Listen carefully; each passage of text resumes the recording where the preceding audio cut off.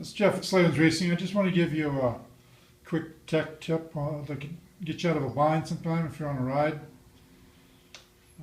Last weekend we were riding, I was riding some trails with some friends, and it was a totally rock-infested trail for several miles, and the weeds and wildflowers and grasses had grown up to handlebar height.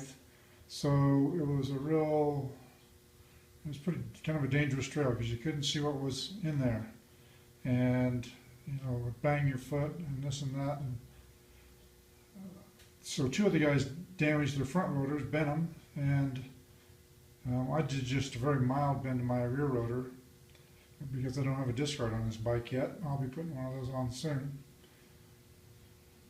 But we straightened those front rotors out on the trail and use a similar method. So if you have a crescent wrench, you can fix a damaged rotor. It's not the ultimate fix. It's not going to make it perfect, but it will definitely make it rideable and usable, so you can continue on and enjoy your trail ride. So since I'm here in the shop, I'm using a wire index here, and that's just a piece of coat hanger that I cut and clamped it onto the swing arm with some vice grips.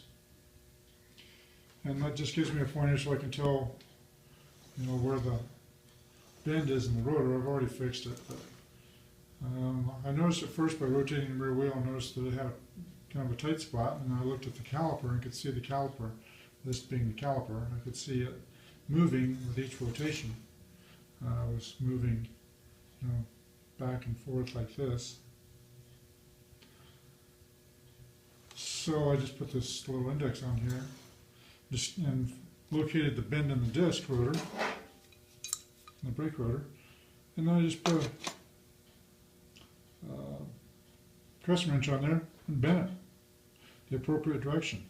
And we did the same thing out on the trail, only we didn't have an index like that. We just eyeballed it as it was going through the caliper, and one of the guys had a crescent wrench, and we just straightened them out.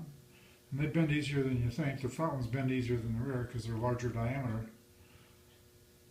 But you can definitely fix them out on the trail.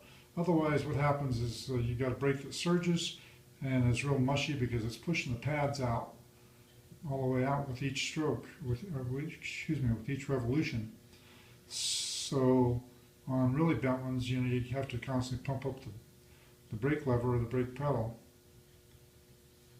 We just pulled over and fixed it. It just took less than 5 minutes, and we had it going again.